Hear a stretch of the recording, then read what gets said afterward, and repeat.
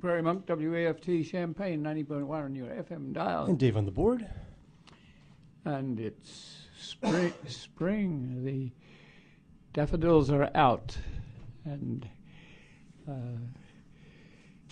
it's time to think of Easter break. And we're looking at prairie burns that are probably gone too far now because of the undergrowth growing. But so we have quite a few things to talk about today. And first of all, I would like to say something about the passing of Warren McIntosh. Warren McIntosh owned the Goodyear tire company just down the road from us on Market Street, and he would often fix up my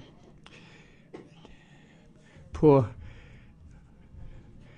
road tires and add air, and just over the years, very friendly.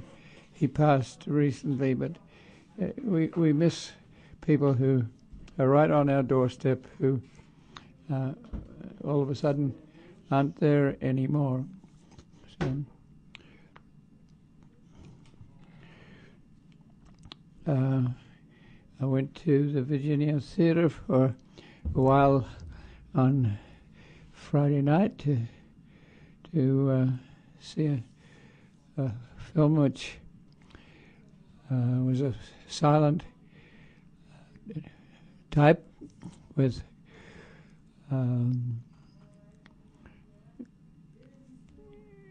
the drift was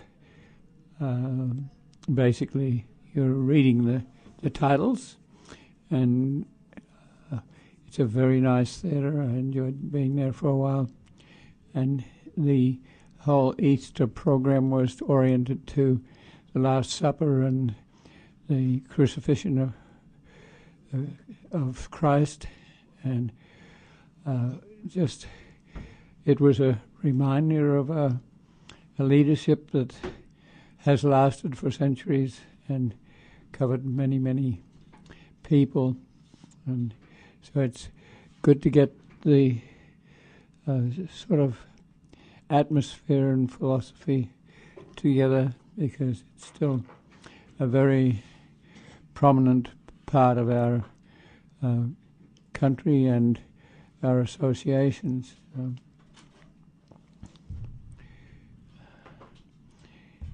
Spring on the prairie is interesting because it is a time when we often burn before the wildlife gets into action, and the weather hasn't been all that cooperative. It's been too windy and too wet, and the grass is growing underneath.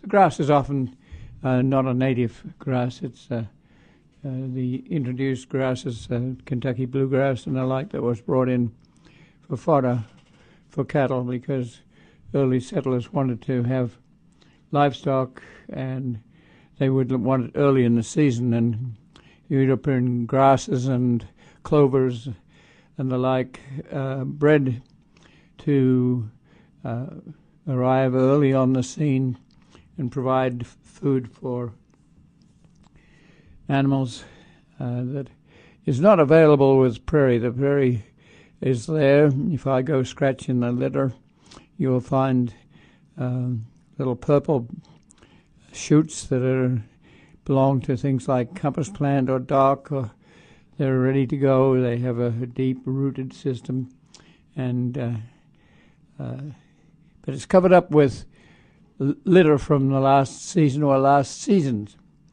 We don't tend to burn every year because that would concentrate those plants that are adapted to burning. they enjoy it, but some of the more refined prairie plants don't like to be burned all that often, and in nature that wouldn't have happened. You wouldn't have had a lightning strike every spring or something like that. So I wandered around Lake Park to see if we could still burn. The prescribed burn or controlled burn people are thinking more and more about varying their fires, and so that may mean that you will burn a few birds or small mammals or other creatures if you burn later than in the early spring.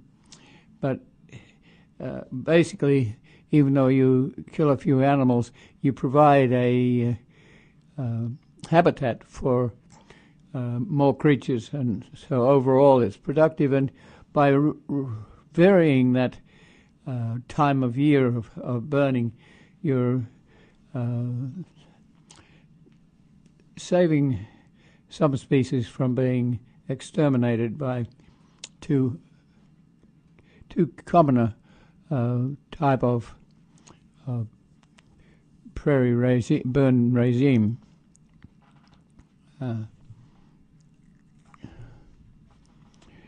The one problem that is manifest is that the European grasses, the early spring growing grasses, are green, and if they're burned, they create a lot of smoke. So a later in spring burn is often a rather smoky event.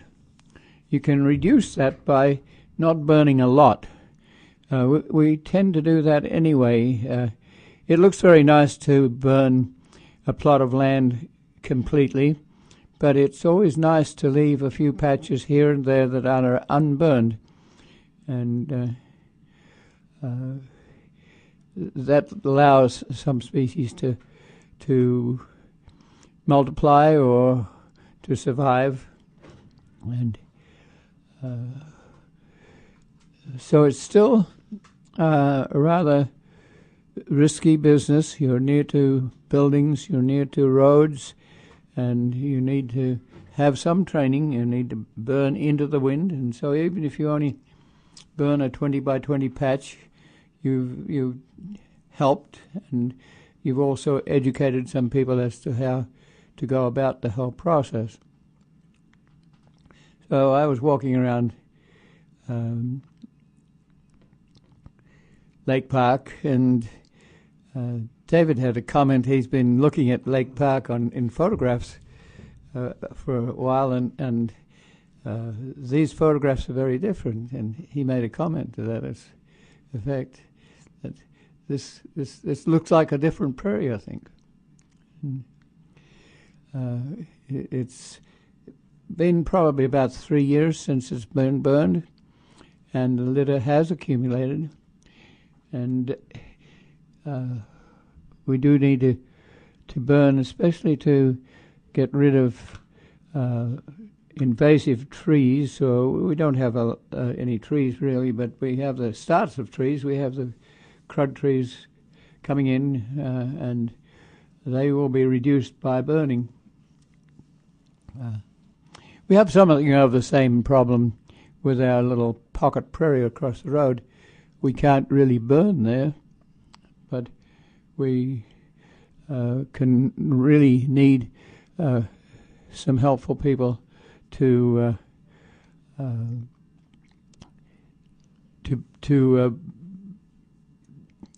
reduce the litter that's on top and stopping the heat and light coming into the prairie by giving the prairie a haircut. And it doesn't provide that rich black soot that comes with, or charcoal that comes with a burned prairie. It doesn't open up the seeds as fire does, but it certainly gives the prairie a chance to accept heat and light and start off early in the season. So that not only helps the tops of the prairie, but also puts some richness into the roots of the prairie. We have an application for a intern coming from the Grand Prairie Friends, and it's a stewardship to help manage prairie and woodland natural areas in east central Illinois. This position starts in May 9 and is expected to run through November 16. It's fairly flexible, but they're looking for people who are willing to learn about the prairie and continue those interests. Grand Prairie Friends owns 700 acres of land at approximately 11 properties in parts of Iroquois, Champaign, Vermilion, Shelby, and Coles counties. The largest holdings are forested land in Coles County, south of Charleston. In addition, Grand Prairie Friends helps steward other prairies and woodland natural areas in the region. I have a comment there. There needs to be some historical understanding that when we put Grand Prairie Friends together some probably 30 years ago, it was not done lightly. It was done with the purpose of preserving prairie. And so this internship will be oriented a lot to forested areas that are easier to acquire and trust and steward. They're often loaded with invasive species that have to be removed. But the prairie itself, which was 2/3 of the state of Illinois, flatlands, open lands, and there's almost nothing left. And so I really have a little bit of disappointment that Grand Prairie Friends, which involved a lot of university early work with curriculum lab, the Officer Instructional Resources, botany, a number of the life sciences, the curriculum lab. These are groups that helped environmental studies, landscape architecture. We didn't go lightly into creating a Grand Prairie Friends. And then we started to walk railroad beds, because railroad beds are the only place where there's any prairie left, apart from a few dead cemeteries. And so we were very active in trying to save railroad prairies in the Paris to Decatur area. It was about 57 miles, and the Penn Central owned the line and retired it, and we tried to convince the Department of Natural Resources to acquire the land, which they did, but they did it rather late in the acquisition period, and so 11 sites were not available or had been bought by the adjacent owners, and in some cases returned to agriculture or put into agriculture. It's not a return. This was often original soil. This is the only place where there's a good prairie soil and prairie remnants. I drove this corridor back and forth to see whether it could be a trail. The trail can sometimes help to preserve the corridor. This trail was a potential trail before there was a Rail Banking Act, which made serious attempts to preserve the right-of-way for railroading. So you had the two that got together. Whether it's a rail or a trail, you still have the prairie on either side on that 100-foot wide right-of-way. Well, there's been quite a bit of legal action to try and for the farmers on the adjacent side to take this area over, and mostly for agriculture. So we're losing that at the present time, and I would think that a prairie-based organization could be involved in looking at sites that are really healthy prairie sites and try to preserve them. It's much more difficult to preserve a prairie just because there is none, and the little pieces that are there are in need of help, and this organization was put together to do that. We then started to walk the railroad bed between Leroy and Lafayette, Indiana, probably a matter of about 60, 75 miles. And it was being retired, and we had quite a bit to do with preservation there in the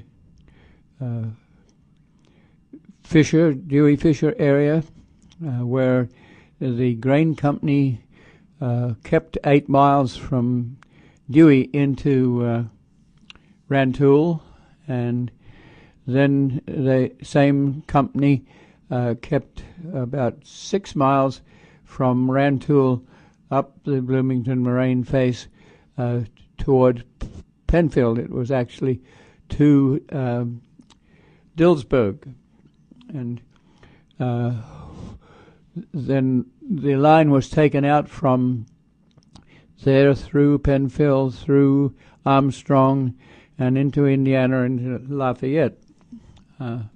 Some people bought the railroad bed for conservation reasons, for hunting reasons, but a lot of it went back to agriculture. And in fact, I can remember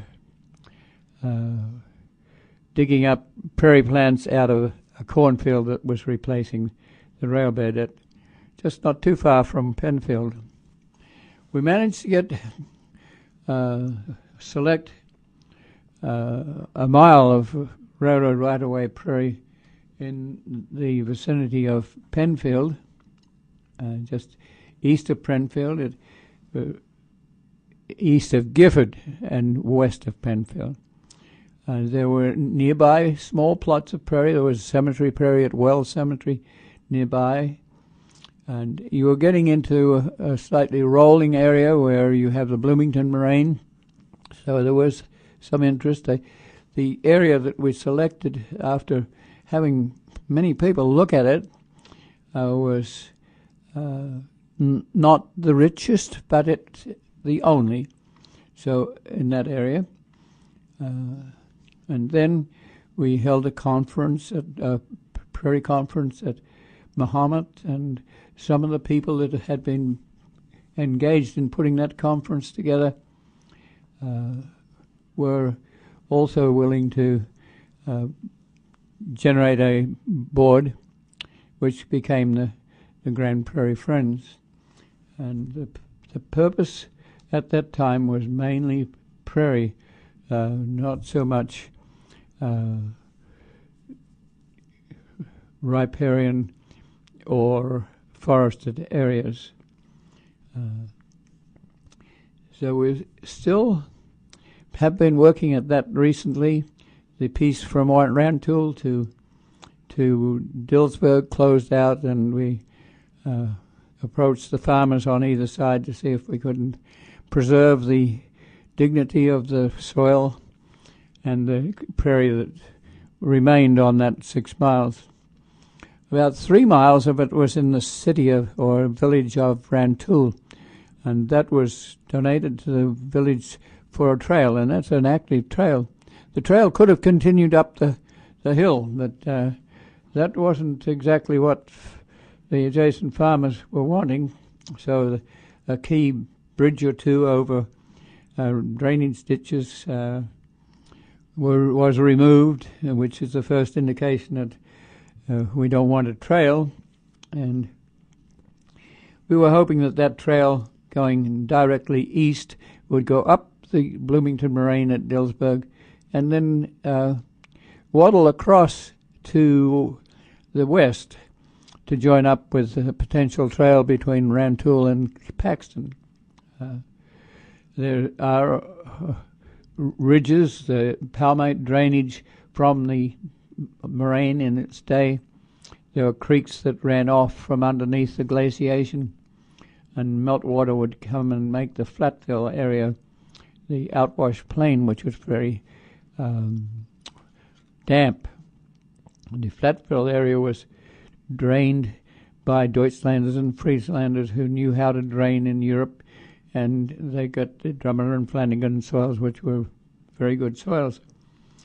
That was no simple process. You had to more or less look at the palmite drainage. If you put your hand out and your fingers would represent the creeks coming off of the drainage system. So it was a diffuse swampland. It was like braided streams. So the thing to do was to create a river that would evacuate this water quickly, especially when it rained, so that the area could be worked for agriculture. One of the principles was to create a pond and to put on that pond a pontoon with a crane on it, and that crane would have a grab that would take the soil out in front of it and put it onto a levee on either side. So very shortly you could create a river, and you move the pontoon down as you did your work. Sometimes it was the ditches were plowed with oxen. You have a large plow, but basically the area was drained, and then every field now has under it a herringbone system of drainage tiles that evacuate the water into these main drains. So the Deutschlanders were on the flatlands, and the Irish that were used to a different, and perhaps the English, there were a different background in Europe. They had rolling hills and were used to rolling hills and liked to have that sort of rolling nature that you get with the Bloomington Moraine. If you run from Danville through to Bloomington on that big glacial lobe that comes in from Canada and brings with it all glacial till and soil that is what created the prairie and gave the prairie an opportunity to grow. There were little refuges here and there where the glacier would move around territories or didn't go far enough south to pick up the plants. So the refuges would allow the prairie to come back in. North of Rantoul, there is an old Route 45 which paralleled, as normal, paralleled the railroad. The railroads came first, and that old road is retired. It parallels a more recent Route 45, and it has a concrete road. The concrete was probably created during WPA or work experience situations for the Depression era. And that concrete road runs 10 miles to Paxton, and it's quite loaded with prairie species, and it's been relatively undisturbed. It is paralleled by an interurban railroad bed that's been retired, and it's paralleled by the main line Canadian National going to Chicago. It would seem to me that that's a prime place for creating a trail and prairie restoration. So when I read the request for an intern, I wonder what the intern will be doing, and I hope that at least some of that intern time will be oriented to the rather difficult task of preserving prairie, and it too has its weeds and needs to have its invasive species dealt with. So let me read a little bit more about this internship and how it will be handled. The land steward will perform ecological restoration duties to control and remove invasive plant species using mechanical and chemical techniques in forest and prairie natural areas. The land steward will also be responsible for the general upkeep, maintenance, and repair of tools used in the course of work. The tools include chainsaws, leaf blowers, power brush, cutters, loppers, hand saws, hand pruners, backpacks, herbicide sprayers, and other hand tools. Other duties may include sign installation and maintenance, fence and boundary monitoring and maintenance, and seed collecting. This land steward is expected to keep track of all activities performed, e.g. the tasks, the time spent, the assessment, and provide written reports as requested. The land steward is expected to lead or work alongside volunteers as requested. The land steward will report to the president of Grand Prairie Friends or his designate. Qualifications: the applicants should be highly self-motivated, able to work with little or no direct supervision, and bring a strong work and conservation ethic. Applicants should either have a college degree in biological, ecological, or environmental sciences, working towards a degree, or have work experience with natural area management, or and on a volunteer or professional basis. Applicants must be willing and able to perform outdoor physical labor under a variety of environmental conditions, e.g. harsh weather, biting insects, to handle, mix, and apply herbicides in a safe and effective manner, to stand or walk through uneven terrain for hours at a time, carrying equipment, and to haul out brush by hand. Preferred applicants will have some plant identification knowledge and a strong desire to learn. Attention to detail, ability to solve problems, ability to work alone, and good communication skills will be important. Must possess a valid Illinois driver's license, must be able to obtain an Illinois pesticide application license within 30 days of hire. The compensation will be $12.20 an hour, which is generous when you realize that these people don't have a lot of money. But they're prepared to employ young folk especially who are entering the field and will take over some of the responsibilities that older people cannot carry on. So the application should be received by April 10th, so you can get started in the spring. And the phone number is 244-5695. And Jamie Ellis is the president of the group, and we hope that you will apply.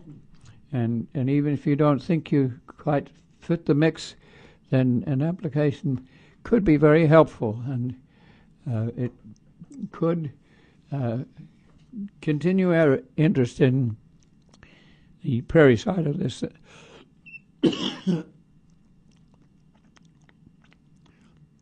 So that's enough about the Grand Prairie Friends.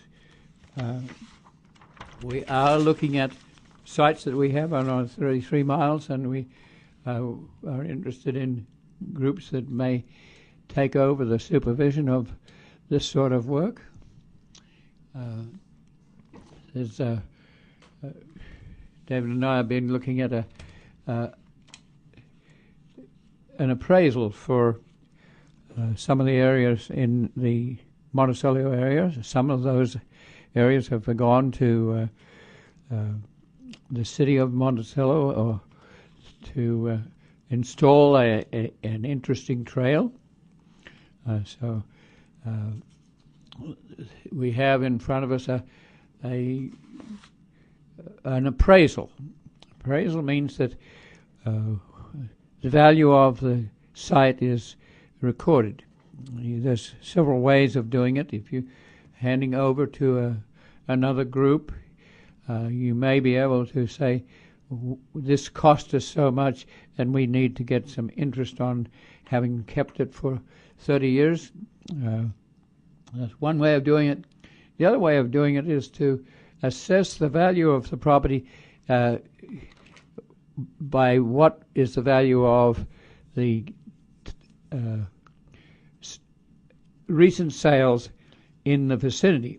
Now, it's not usual to have the sale of an abandoned railroad bed, so you may be looking at a railroad bed in east central Illinois. You may be looking at one in Ohio or Pennsylvania or even in the west. So it's not easy to appraise this sort of site, but basically the site is valued at equivalent to the adjacent land and then halved, mainly because you have to face the fact that there's a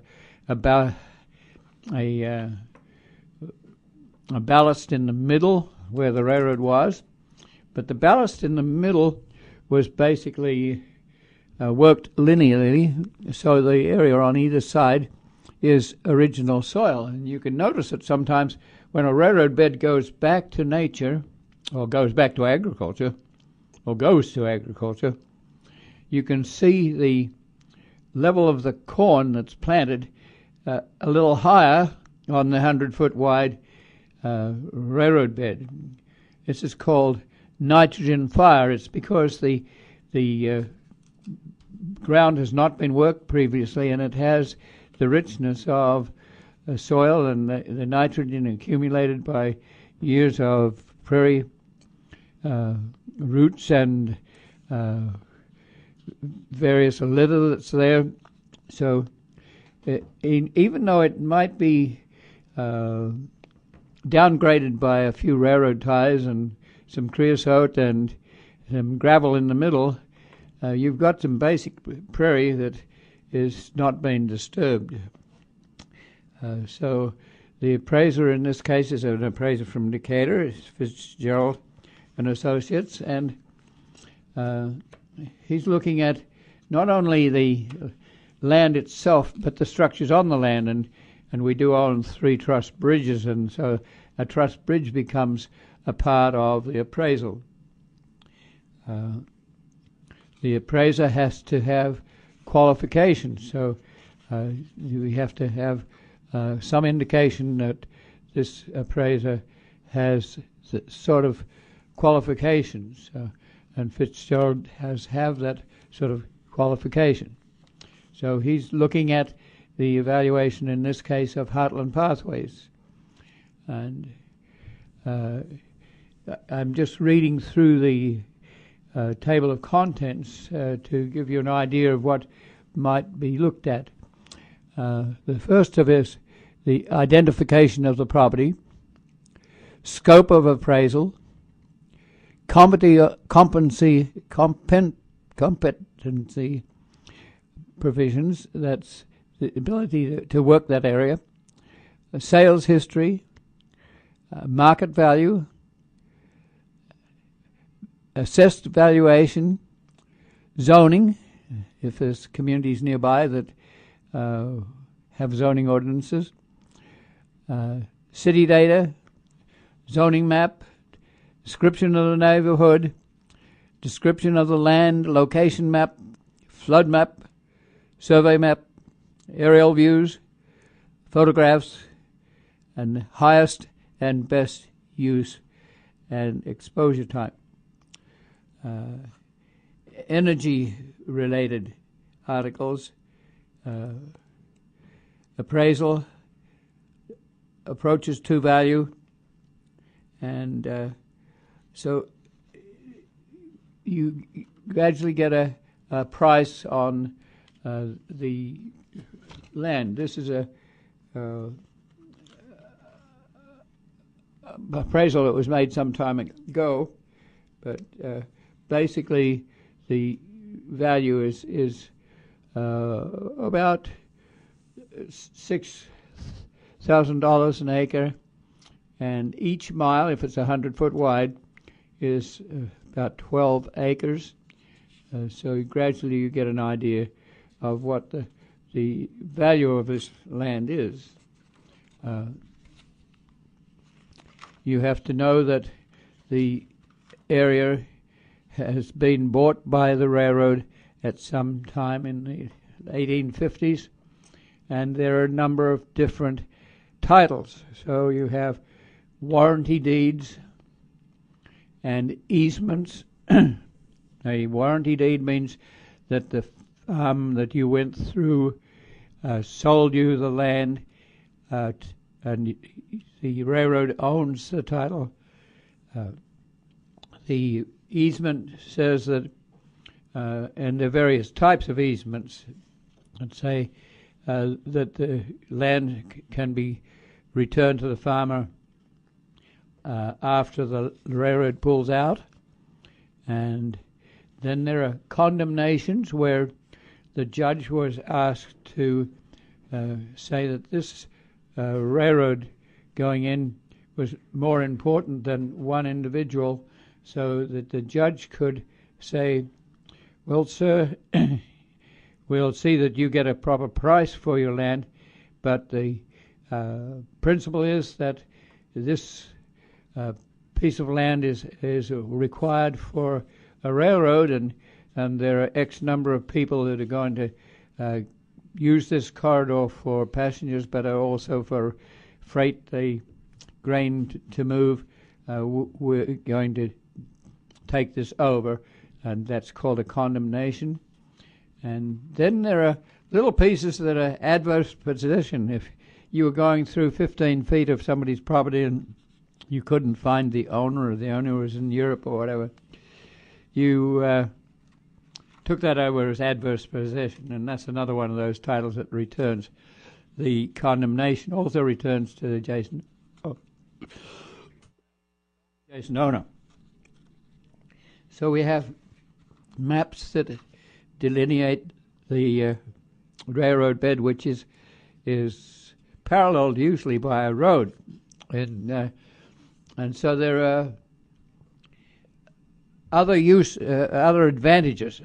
So if you have a site that is like Shady Rest, it's on the banks of the Sangamon River, it has riparian value, it is part bottomland forest and part upland forest, then you can say that you have added value.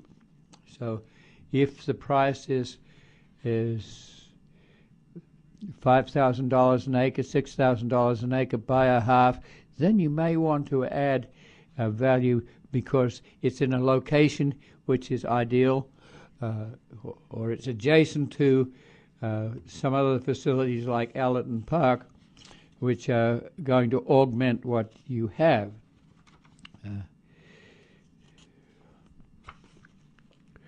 Once you get this sort of appraisal, you need to know who you're selling to. So perhaps part of this could be acquired by the Grand Prairie Friends, which once again we put together mainly to do prairie preservation, and this is it. And no longer do we have only a prairie, because there are invasive species on this corridor that grow on. Main one that's very invasive is autumn olive.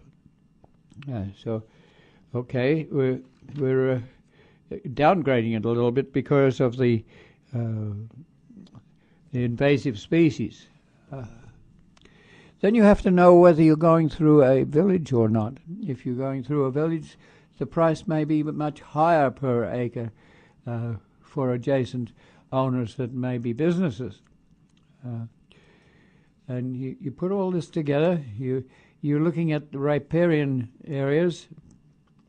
The Sangamon River, for instance, waddles around, and the bottomlands are not easy to occupy because they're too wet for most people to do agriculture with.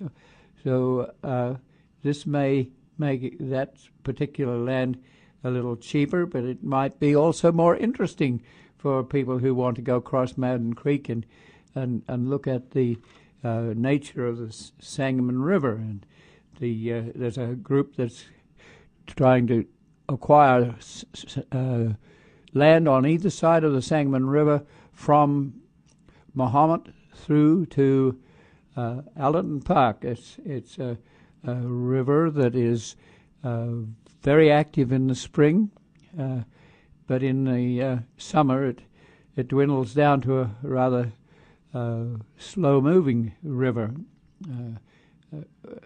It's almost ponded, and it also has trees and snags in it. So if you're going to go from Shady Rest, which is like halfway from Mahomet to Allerton Park, and you're going to go to Allerton Park, you're probably talking about 20 miles, but it takes you all day to do that. And you may have to portage over a tree that's dead in the middle of the creek, and then you have to also figure out who owns the land. If the land is navigable, and navigable may include navigable with a canoe, then the land on either side is owned to a certain point in the river. That's a whole nother consideration. Somebody might be able to put a fence up across the river and deny you using the river. So adjacency to interesting places is good. Then you have to deal with people who feel that this is a dead railroad bed, and they would like to have a road cut across the corridor here, there, and everywhere. The Illinois Nature Preserves Commission is very used to this sort of situation. It's a bunch of weeds. We want access to the road on the other side, and so often the city can say, we will acquire that land by eminent domain, and if you don't want to do that, we'll take you to court. But if you're a biologist, you might want to say that this road cut may stop endangered species like Massasoit rattlers and others to move along the corridor to the water that they'd like to get to. So that's of concern. But the presence of an elevator or a small community, maybe even retired small community, is of value as an icon of the prairie. Unfortunately, we just lost a wooden elevator on one of these corridors just for the reason that it was a building that has liability, and it's simpler to burn it down than to keep it. There are also bridges that are trestles, different from truss bridges.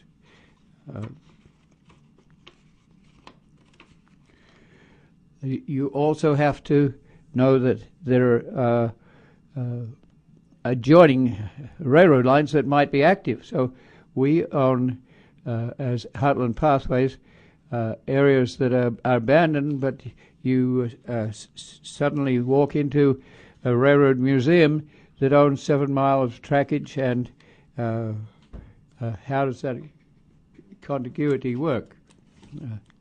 So once again, you have to look at those values, and that's what the appraiser does. We also have to be wary that some people will assume that they have the right of way for a road crossing when they don't really have, and so they advertise before the fact.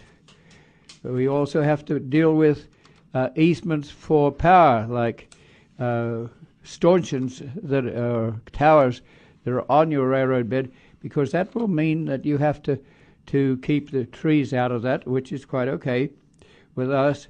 But the era has gone from being removing those trees by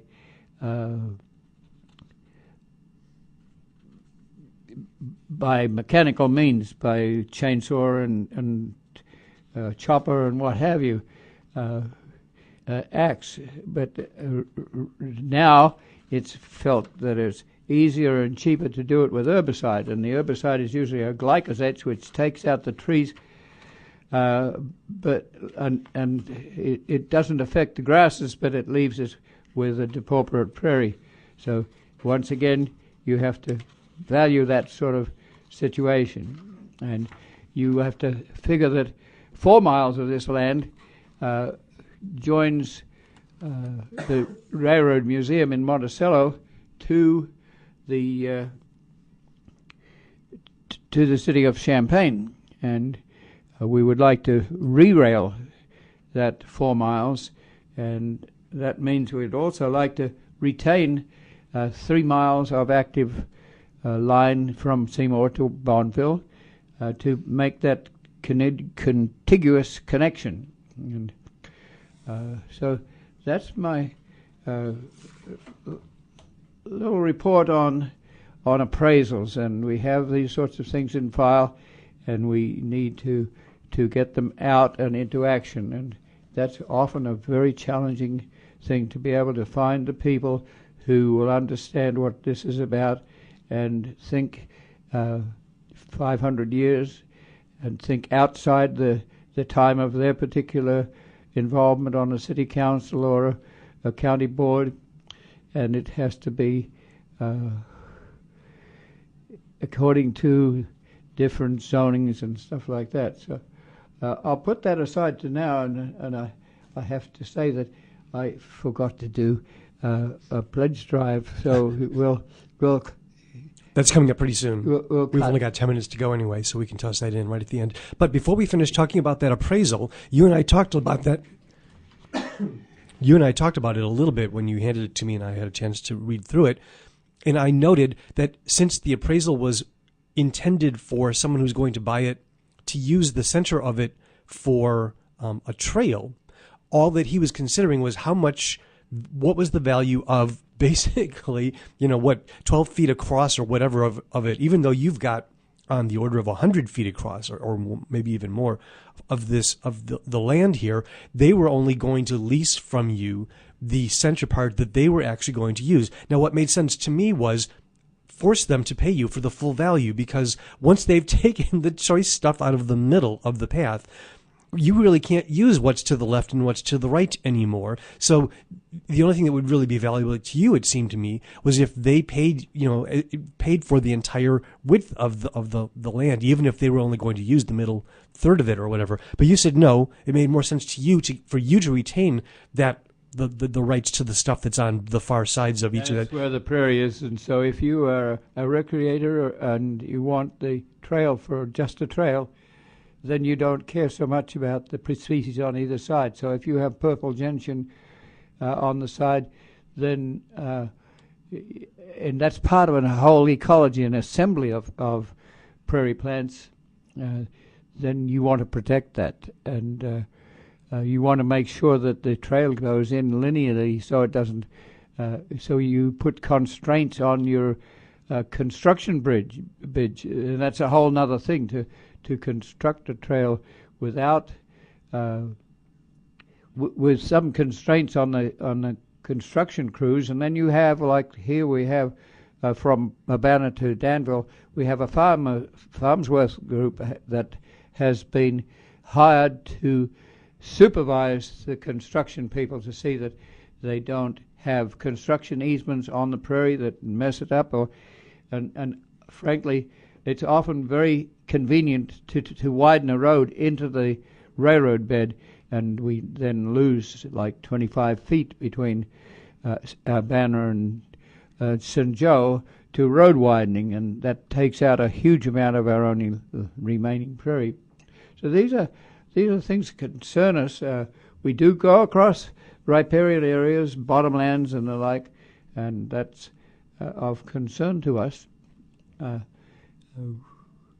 We are in those situations usually associating with forests. So we have a prairie forest ecosystem that includes the forest, and we have to understand that, and we hope that the appraiser that does the appraising will put a value on the remnant prairie. When we're down to 0.1%, we don't have much left to work with. That's why it gets to be much easier to do a forest preservation than it is to do a prairie preservation, because every inch of this good soil that's been mellowed with prairie over for 6,000 years is valuable for agriculture. So the forested areas cannot be worked for agriculture, so they don't have that appraisal value.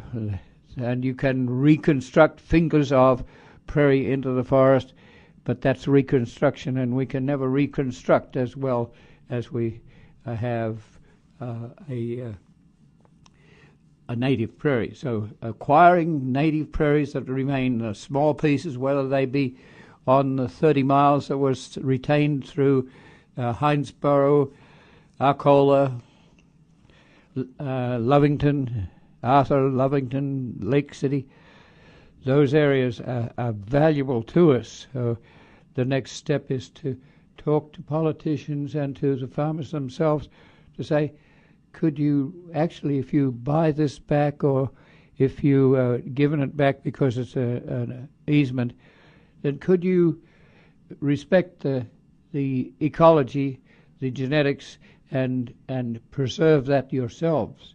And sometimes farmers who are knowledgeable about the need for biochemicals in perhaps 100 years' time, or the need for a perennial soybean, for instance, then you're talking about a value system that is known to many of the farmers who often have degrees in agriculture. There was a Cal College. It was designed to aid farmers to get into action, and that is part of the genetic pool that we need to keep together.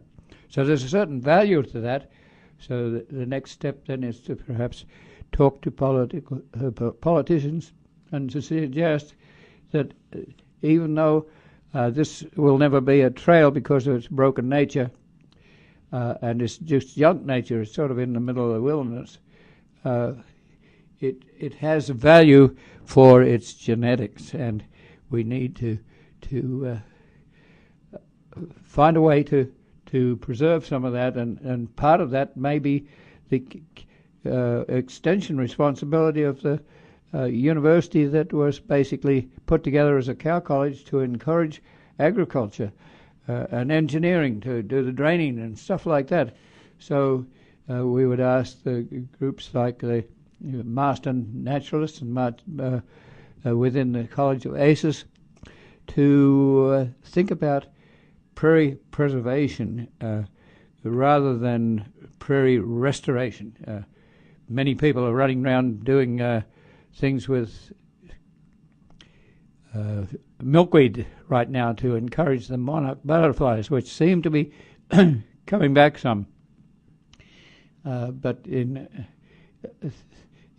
agricultural point of view, milkweed was one of those weeds that anyone that was in the 1930s would have been out there with a hoe getting rid of the milkweed, which is in competition with the corn or soybeans. And not so much soybeans, because soybeans didn't come into action until researchers got to the point of doing it in 1936. So this is a fairly recent crop. But we're also looking for biodiversity, and some of those prairie plants might be interesting flowers, but they might be also interesting from a point of view of growing vegetables or growing those particular plants that do well in Drummer and Flanagan soils, rich soils. Is not the sort of soil you want to put potatoes or carrots, because the potato needs to expand, and this is a clay sort of soil. We'll stop here and do some fundraising.